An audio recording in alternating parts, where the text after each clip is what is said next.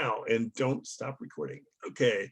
Well, we're back again with Nickie Simonetti, and we had a little technical difficulty with the first round, so we're overcoming that. But Nickie's written a couple of really amazing books, and has some amazing things to say about dyslexia. So and things that she's learned about it. And so Nickie, go ahead. Let's start by having you tell us a little bit about yourself. Okay, I am a teacher above all else. I have an 11-month sister who is mentally handicapped. Something that I pointed out in the dedication of the books is that basically I've been teaching my life to people who struggle with learning. So this has become just a natural extension of what I've been doing since 4 months old. I have worked as a regular classroom teacher. I've worked as a resource room / special education teacher. I've worked in clinical and hospital settings doing assessment and academic mediation. I have worked as a special ed director. I've had many experiences, lots of them clinical. I've always really enjoyed. I've always maintained a private practice. This is my 50th year of private practice. So I've been busy for a long time with wonderful, bright, struggling kids. Okay, well, we're kindred spirits here. I'm also 50 years into teaching, so and also Italian, like Simonetti, Bamarito. Okay, so but let's march on now. I know that you have a lot to tell us about applications, about your books, and about systems. So let's get into that part of things, and it's all yours. Okay. Firstly, I am a writer and I don't enjoy writing, but I have been driven to produce books because I have watched children over 50 years regularly about how saddened they are by their reading limitations. These are bright kids, so it doesn't go over their head. We're very aware of it. I have, over the many years, had wonderful opportunity to learn from amazing people.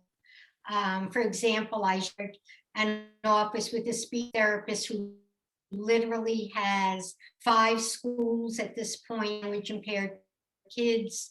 The audiologist who started CAP testing, so if one looked up central auditory processing disorder, figured out how to assess it. So I have a history of working with really the best of the best, and they have taught me just well. So just a shout out to all these people who really enable me to learn what I know. And now, being 50 years into my practice, I've used what they've taught me and did it in ways that we establish very efficient and effective methods for getting dyslexic kids to move along very rapidly. So I really wanted to share the how-to, because in my own college training as a teacher and what I've seen from and heard from other teachers, the training programs are devoted to the what to do, very seldom to the how to do it. So we may know what the goals might be. We may even know why those are the goals, but how to get them often overlooked. So the book is basically a practicum. It's a cookbook on how to do what these kids need us to do as efficiently as possible. And carry good skills, not honing on areas of weak. The book is called Smart Kids Struggling Readers.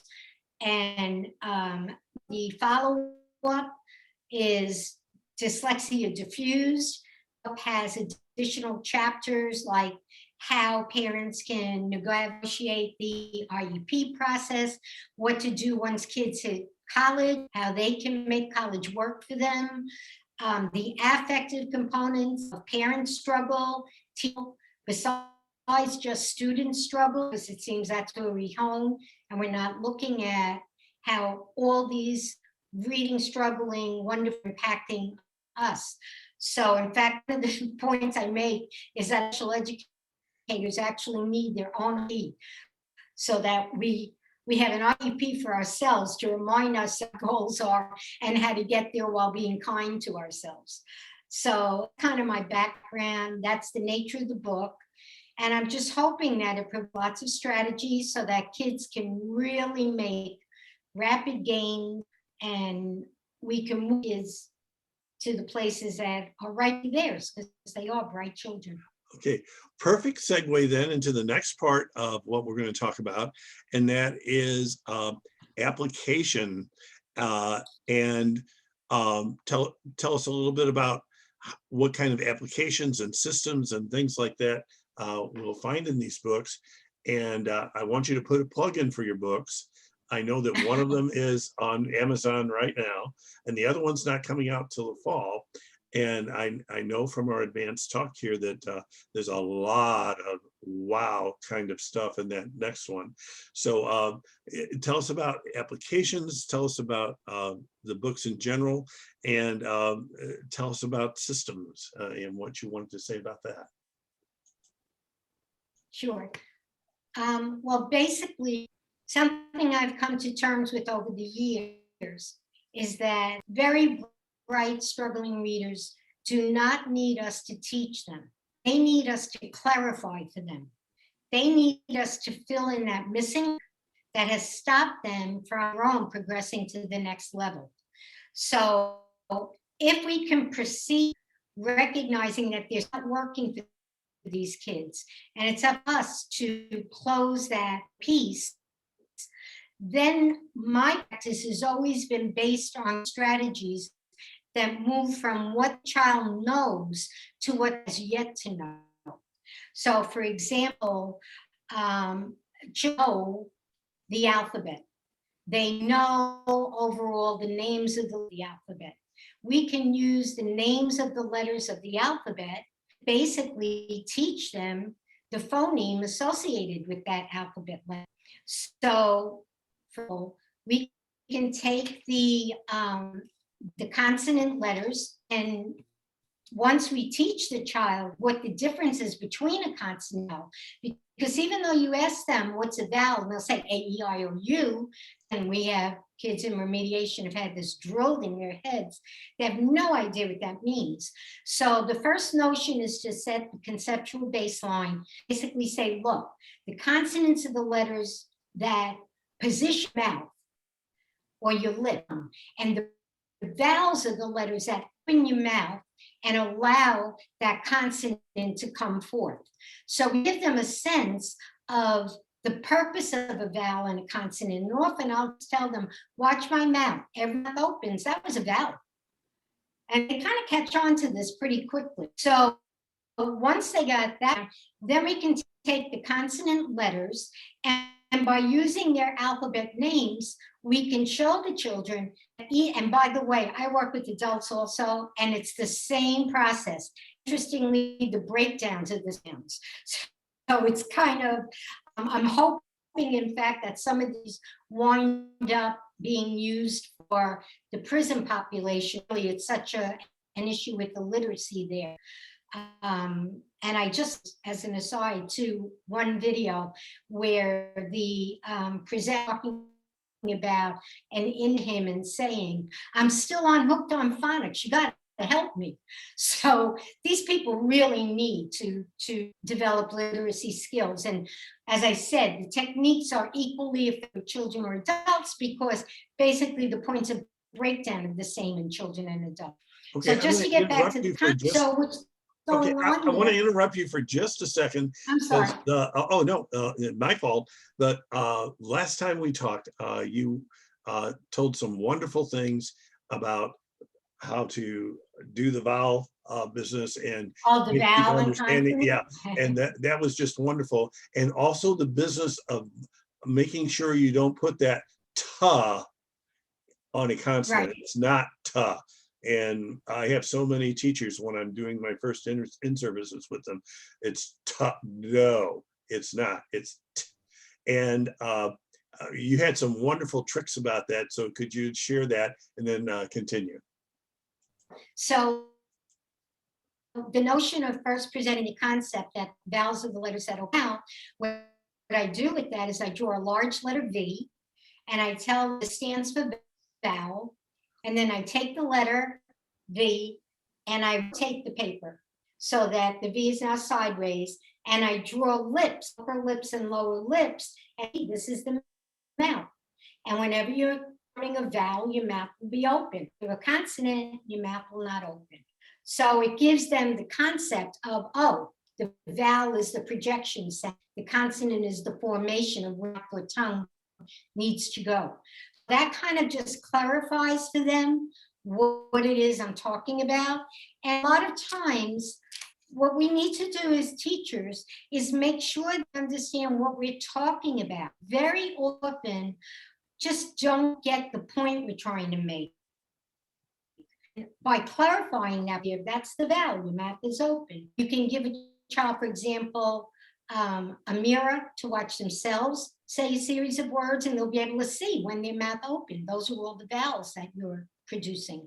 So to do those consonant sounds by using the alphabet itself, you can break the consonant letters into two segments. The letters that the lip, mouth, tongue position is at the start of the letter name, and the letters that the lip, tongue, mouth position is at the end of the letter name. So instead of going ba for B, what the child needs to know is if you say the name B, and just get rid of the open your mouth, B, and you can use hand signals. I do that. And again, a mirror, let them see themselves do it. Then you'll realize, so the B phoneme that you're looking for is the before the E S. Same thing happens with a lot of the letters that the sound, the vowel manifestation. So if you say the letter M, that closed position is the consonant. So that's how we can get children from the actual letter names to corresponding most common phoneme, because of course there sometimes are other phonemes, but starting point, we've always got to start at a start. Okay, and then basically to master short vowel sounds, we do there is utilize a visual mnemonic. Basically, this thing, can you see that? Yes. Can you see that? Yes. So this is the kind of thing I would use with the child. I would draw the letter U, and then I would put chevrons on top. And I would say, see, that letter points up, and there's your initial sound, up. The letter E, do you see the horizontal line? That's a crack. The egg spills out because that letter can make a picture of an egg, so on and so on.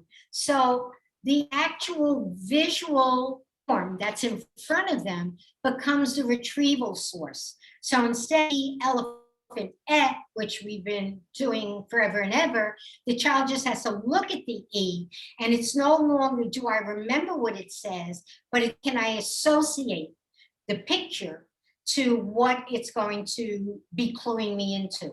So again, using the child's good intellect to come up with a storyline, holding the letter itself as the visual anchor. And with that visual anchor, they will retrieve those vowels. So that's Beautiful. Something and that I just want to point out to my readers that they'll find this in your first book, right? They can actually get all those details. So yeah. And I'm going back and screen capturing that thing that you had, but I'm also going to look at the book. Okay, continue. I'm sorry to interrupt, but I know that I could just feel all the excited teachers out there. I never thought of that and wanting to do it. So wow. Continue. I'm sorry. Okay. The whole purpose of the book is less what to do and more how to do it. So consider it a cookbook recipe, you know, that'll just get kids to move along much more rapidly. Because literally, I start every first lesson. Well, actually, two things. First lesson I have with a child, and most of the time I try to go for about minutes because they're already comfortable with this new person. But I start with this simple origami project. The reason I do that is one, to bring some comfort, get that going. But also, and interestingly, I have the paper, I'm modeling origami project, holding the child's spatial concepts, because if I say left to right and he doesn't know it, there's my first diagnostic insight. So that's going to help me when it comes to D's if he doesn't know left and right. I also note how he can execute a verbal direction, how much he understands language. So we can do all kind of diagnostic stuff right from the start, this through simple game-like tasks. The second thing I do with the first thing is what I just showed you with these vowel sounds, because struggling do not know these sounds. And the most interesting part is I will then play a bunch of games, little forms that we made of all of this. And at the very end, I will say, so what do you say? What is, on and on. What's the phoneme for A? I don't want to end any of my friends who are oriented. But the point is get them all correct, because it's such a straightforward, easy lesson. And then I end the lesson with, but I thought you didn't know the vowels. And it put a sigh of relief in that, oh my gosh, maybe I actually learned this stuff. So that's always the first session. The second session goes in those consonant sounds that I described, how to know those. And then the sessions move into decoding trigrams. So now we're doing things like cat. And like you just pointed out, Dr. Sam, it's not ka-at-ta.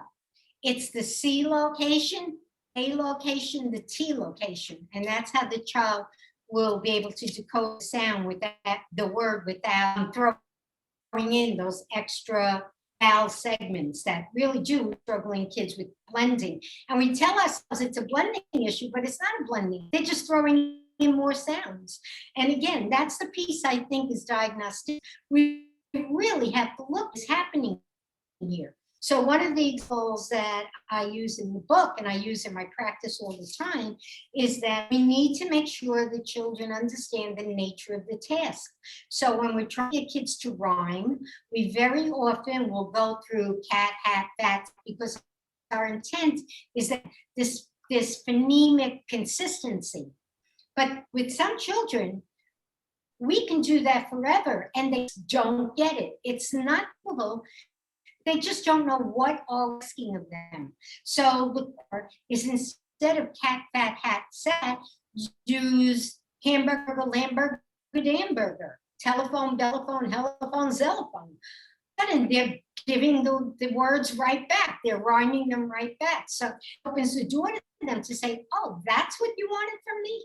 So it really does allow us to move very rapidly once we have concept established. That's so key. What's going wrong, and then our figuring out what do I do to go right.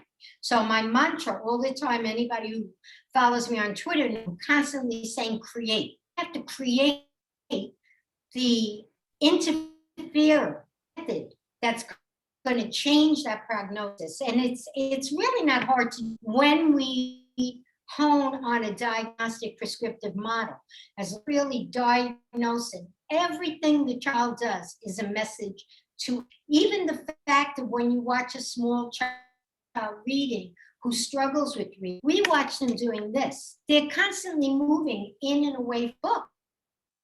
And the reason they're doing only or necessarily because they have an attention problem, they're going through all the affective responses of, do I trust this or do I not? And we need to be aware of what's going on with these children, even actively, because that's a big to their mastering any academic skill. So that's kind of some of the stuff going on. And then in the book, I have a bunch of G's that basically point out the point of breakdown and come up with a technique to correct that point of breakdown. So, for example, I have created a block pattern method where 4 colored cubes related to phonemic elements. So all the consonant blues, all the vowels are whites, the prefixes, suffixes are yellows, the all those kind of sounds that are always vowel containing consistent sounds, like the R-controlled vowel, the diphthongs, those are always a white with a dot on top. I still use the white because I like the idea of emphasizing vowels that you're looking at, but it's not going to do the vowel sound you'd anticipate. It's its own unique sound that it repeatedly manifests. So by using the block patterns, children basically very quickly, by the way, as hard as that sounds to believe, very quickly learn how to recognize open and closed syllables in terms of long, short vowels, where the syllables begin, how to separate a large word components. So if we break the large words into basically almost grams, the child is no longer overwhelmed by this visual look. They can't look at the letters themselves in something like the word combat. They can't look at the letters because the letters are already anxiety provoking. You take each letter and break it into its appropriate color, and you tell them, all right, now when you see two blues touching each other, that's when you divide the word into its segments. All of a sudden, they've got two small pieces in color, and then they can put the actual letter connections onto those small pieces. Again, they're decoding simple trigram. So it really allows the child to take away that anxiety component of I'm looking at too much here and I don't even know where to start. Okay. So I find that's a very good system, and that also. I just love all these practical suggestions. I'm going to tell my readers, boy, do you have to get into this, both books, the one that's already out and the one that's coming. There'll be a lot of things like that, and lots more than we have time to handle right this second. But I think the next point you wanted to talk about was the overlooked things. So if you could get into that. Right. So many factors that are overlooked that continue to hinder making progress. So for example, sight vocabulary, okay? Certain words, the Dolch list, for example, that makes up about 85%, 80% of all reading, writing words at a page, depending on who you ask, right? But most words can be decoded with ease. So once it knows, for example, a blue-white pattern means that we've got a long vowel at the end, you don't have to do a flashcard for the word he. It'll be, the child will recognize that's the he. So the application happens very quickly. So the point is to tell sight vocabulary words and streamline that list or the Fry list from the 100 or the 300 words and just bring it down to a very fine-tuned list like the word enough, that are harder words to rely on decoding alone to recognize. What I do with sight vocabulary is we limit to these kind of words. To me, sight vocabulary should really include, for example, vocabulary like the word denominator. That's going to show up in a math word noun. That's going to show up in an English. Those common words that come over and over and over again, those should be considered sight vocabulary. Or functional words like the words like or describe. Those are sight vocabulary words. When the child is reading a text, he needs to have immediate access to those words. Can he use phonics to decode them? Most likely, yes. But again, we want the spontaneous, fluid. Also, and interestingly, we need to be very aware of what kids read these words. For example, I ensure everyone worked with high school kids who, when they have an assignment that says comparing kids, they have no idea those are two different things. They think the same task. So these are the kind of things that I think assume about children that we need to emphasize. What does this mean? That is an automatic word. I just think that it gives the older kids more fluency when they're reading. Language processing with older kids, when a first grader, second grader cannot relate their thoughts or ideas or their articulation, or they can't sit still when you're talking to them because they can't process words, we will have that child provided language therapy, recognize the breakdown.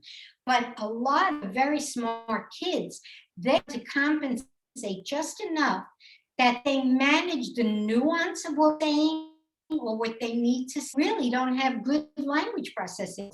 So in high school, for example, even up in middle school, receptively, a child can be in a class, social studies class, weeks, and he's learning about Socrates, but he wants to know, why am I lost Play-Doh? The mushroom, that the toy that kids play with. Because he's not hearing Play-Doh, he's hearing Play-Doh. The multiple meaning words in older kids.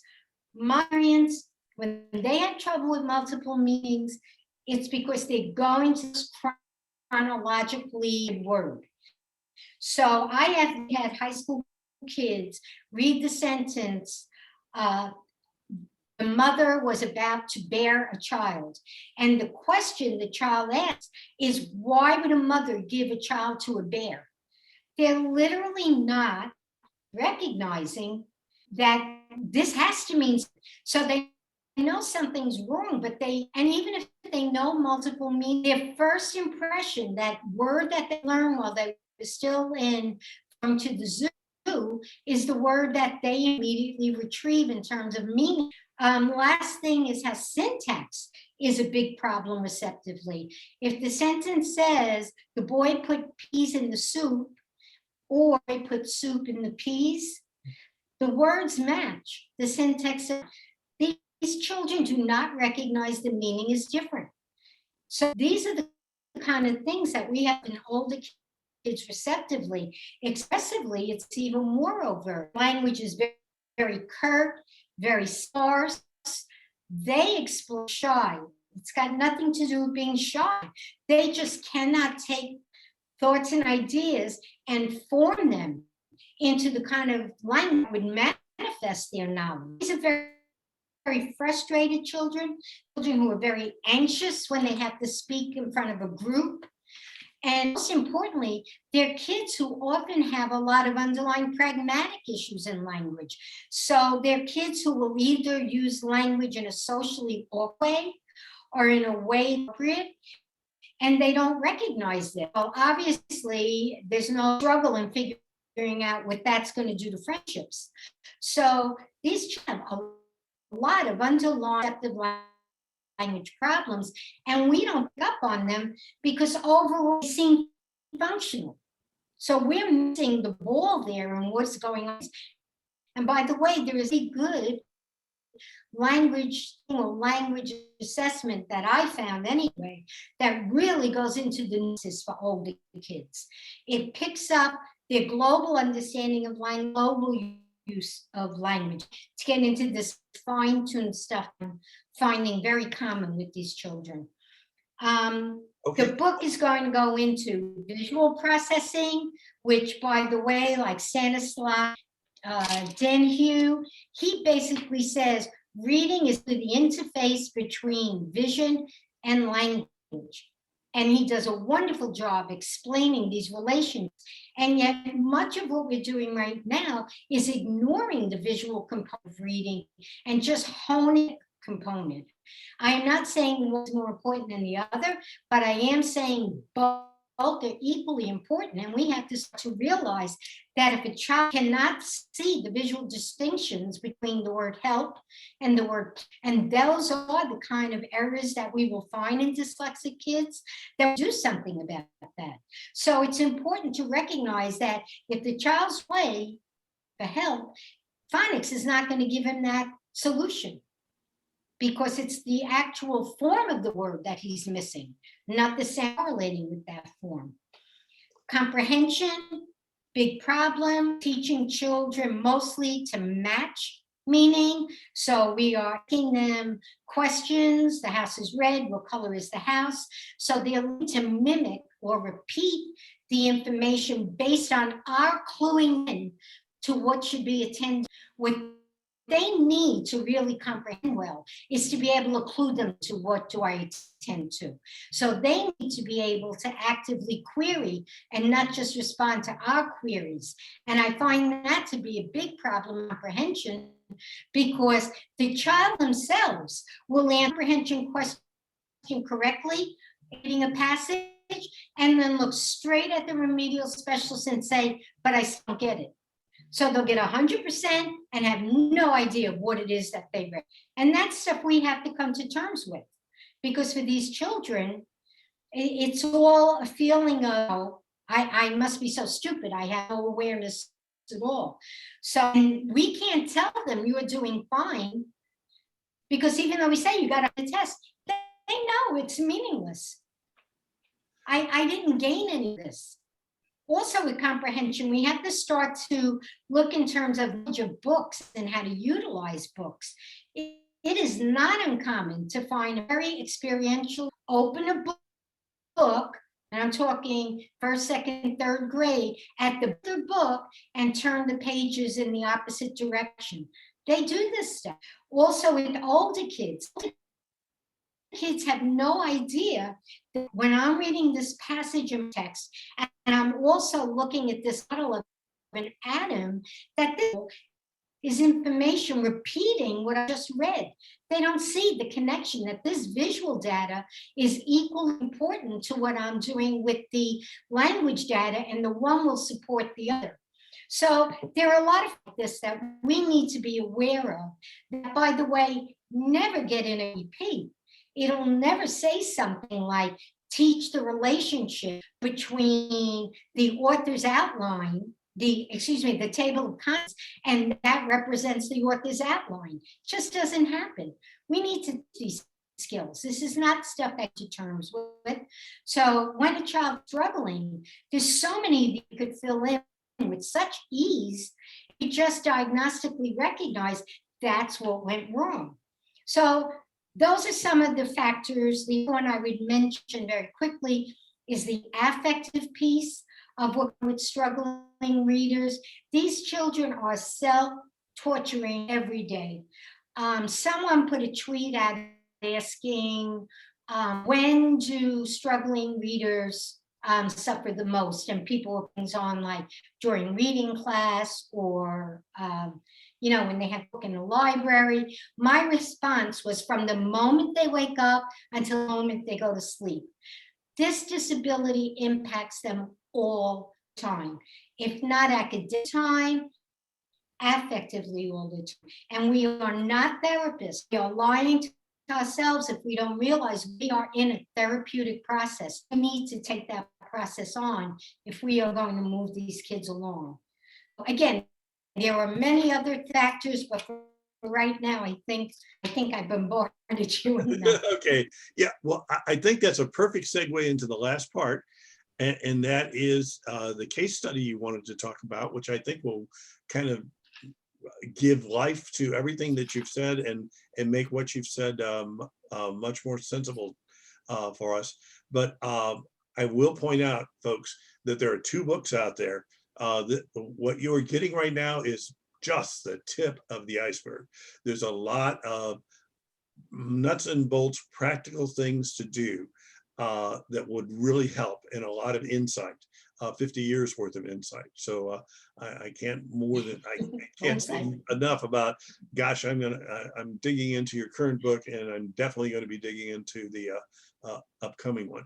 But that all said, let's talk about your case study.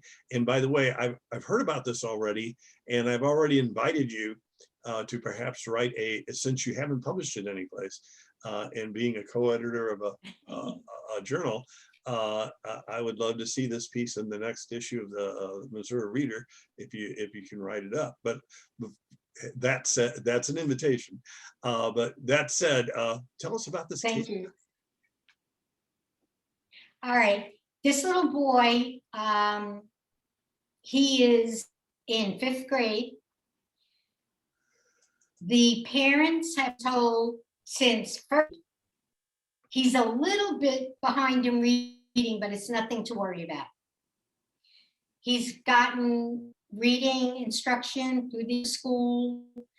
Again, the parents are guided, the child is just a little, no issue. Until about 2 months ago, he's now in the middle of 5th grade, and the parents are called in for a conference and being told that unfortunately he'll probably retain because he's so far behind. So that case came to me. I've seen this child 12 times. This is a very bright, headstrong youngster, very angry, justifiably so, because he knows that he should be doing this stuff, and he's just furious. So we started sessions twice weekly over the past, let's say, so the past 6 weeks. That's how long I'm working with this child. 20 minutes, because he can't handle more than 20 minutes. And I've made it very clear that every session I have a goal. And the second we meet, he's free. So if he wants to only take 5 minutes of the session, it's fine with me, as long as we meet my goal. So the sessions are very product driven.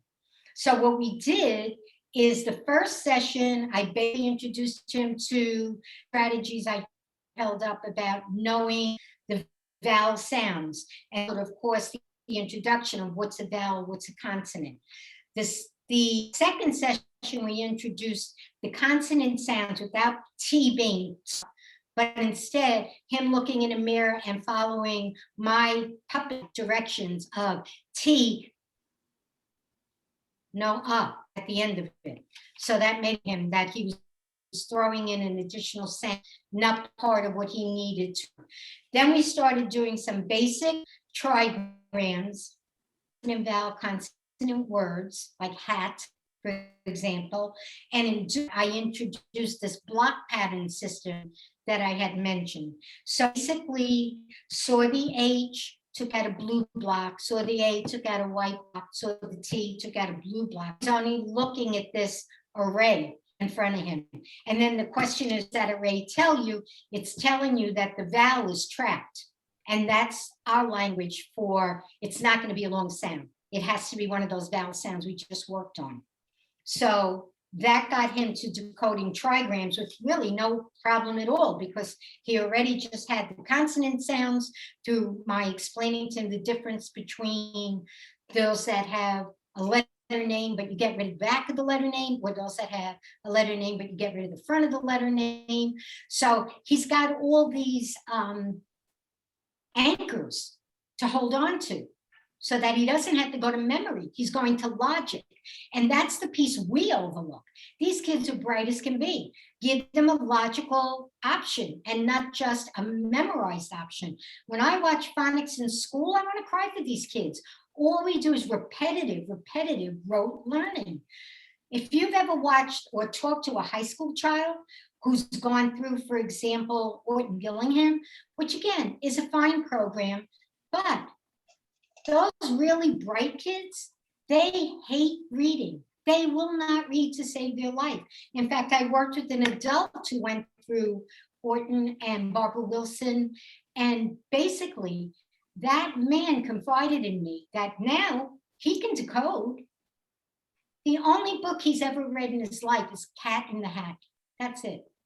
These are the tragedies of what happens when we're focusing on only the weakness, because for him, decoding was the weakness, and that's what they made him do year after year after year. So his hatred for reading, it was so manifest that he just doesn't read, because now it's up to him if he reads or not, and he will not do it.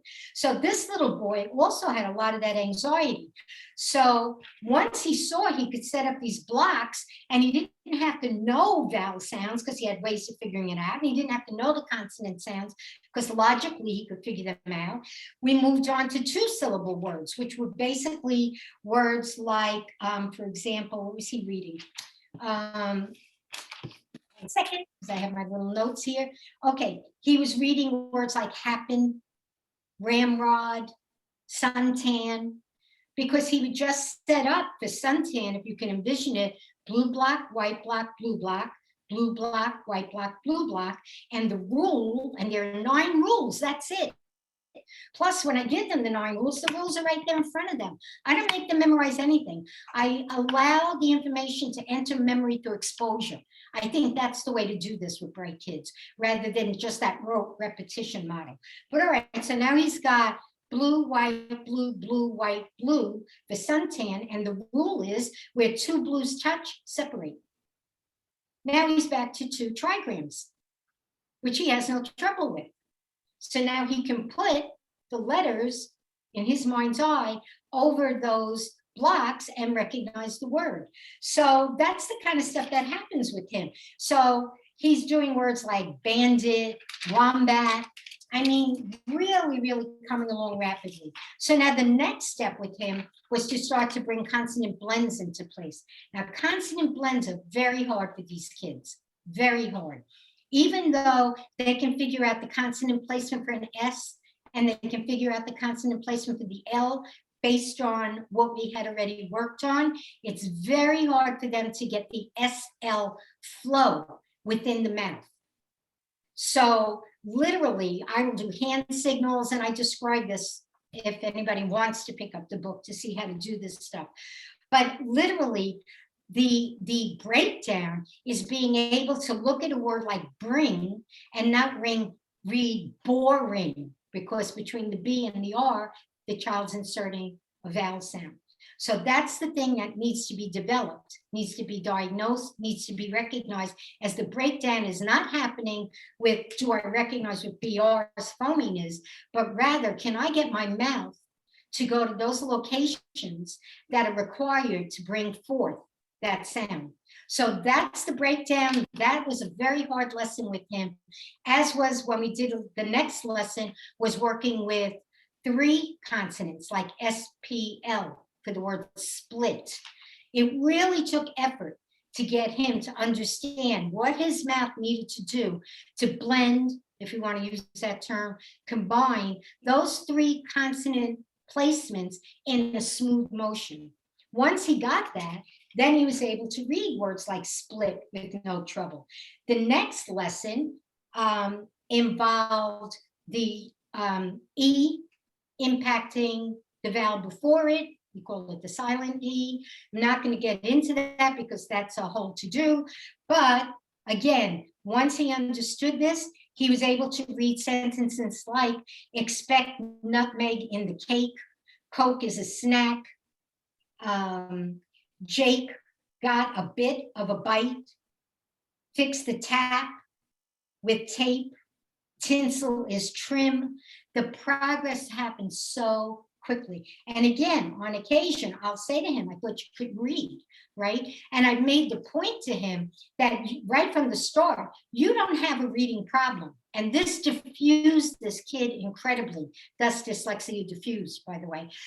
It so diffused him because what I said to him is, you don't have a reading problem. You have a noticing problem. You just don't know what to notice.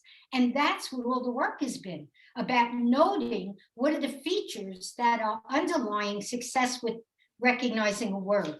So once we got through the sentences, which is where we're at now, my issue with this child is no longer really the decoding piece, even though there's more certainly for him to learn, but it's now the resistance piece, because he is enraged that he can do this. He knows who he is as a non-reading, incompetent human. He doesn't know who this other guy is, and he really doesn't even want to make that transition. So that's why I'm describing to you how we are doing therapy. And the therapy is not only with the child, it's with the whole family. For example, when a child starts to make these kind of gains, it's not uncommon in the affective component for a parent who even genuinely wants the child to succeed to stop bringing them to treatment. Because either, well, he fights me the whole time in the car because the child's learned to make mama the whipping boy, or he's getting too dependent on the sessions, which they want to see him be independent, okay? Or the worst of all, the child is doing so well that he's actually developing a personality of competence, and the parent has no idea who this person is. The whole parent-child paradigm is shaken up and they just don't know, what do I do with this kid? And conversely, this kid has to find all new ways to interact in the family structure. So long story short, our work is incredibly therapeutic and it gets sabotaged in many, many ways. I remember going to an IEP meeting when I was working as a special ed teacher in small group setting, where we had to present the findings on my caseload, and there were like 8 children I was working with, and the parent would come in, we'd present the findings, they'd write the IEP, the parent would leave, next one. So in one day, all 8 of the students I had were worked through. And I was basically presenting what we did, where the child started, where the child's at, and literally between 2 parents, I think it was after the 3rd child, the psychologist said to me, so what's this fairy dust you're throwing? So nasty, so nasty. So these are the kind of things that the more successful we are, we're almost in need of writing an IEP for ourselves on how to deal with success, because everybody around us, child, school, fellow teachers, therapists are all going to be coming at us with, some kind of gripe or another. Unfortunately, not all the time. I've worked with such wonderful staff, but that's a piece of it too. And we have to recognize where our burnout is coming from.